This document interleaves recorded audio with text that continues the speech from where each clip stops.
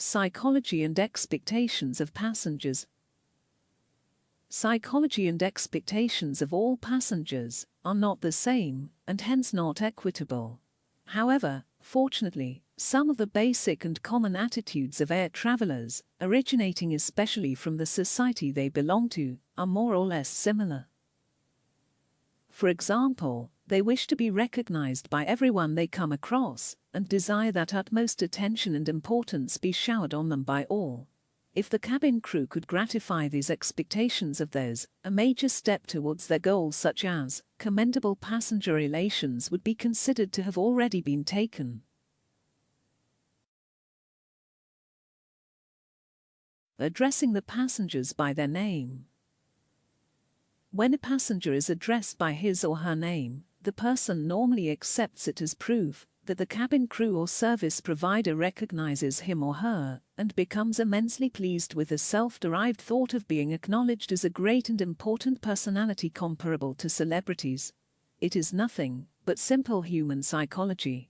One is required to capitalize on the advantage of this human article of faith. Addition of pleasantries. One should preferably add a few pleasantries along with his or her normal conversation, to upgrade the passenger from a passenger to the passenger, to brim up his or her advantage, and watch how it works wonders. Addition of some pleasantries glosses over the harshness of professionalism. Few examples of such pleasantries are as follows. How are you? A cabin crew's wishing a passenger can be followed by these words, and subsequently be added with his or her name or sir and madam. He or she should try to project an impression that he or she is concerned indeed to know the answer, and not asking the same just as a superficial display in the form of a routine. What can I do for you? This is perhaps the most commonly used term amongst the public relations persons. When a cabin crew asks this question, he or she should make sure that it carries at least a modicum of feeling or concern through his or her expression and tone.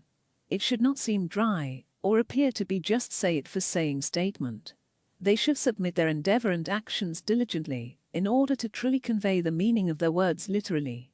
Whenever a cabin crew pronounces these words, he or she should try to offer a little more than the minimum required effort if possible, but never a trifle less. Haven't seen you for long. Before one utters these words, he or she should make sure that he or she has not indeed seen the person for at least a reasonable period, and primarily, and most importantly, has met the person earlier. Otherwise, the whole episode would turn sour and appear absurd. You are looking tired today, must be the hard work. Before saying it, spare a glance at least, if not a full and proper observation of the passenger, and confirm that he or she is at least looking a bit weary, and not brimming with energy and appearing fresh as a daisy. Summary. It is necessary to treat them with the utmost professionalism, and to meet this criterion, the airlines bestow the best quality training to these employees.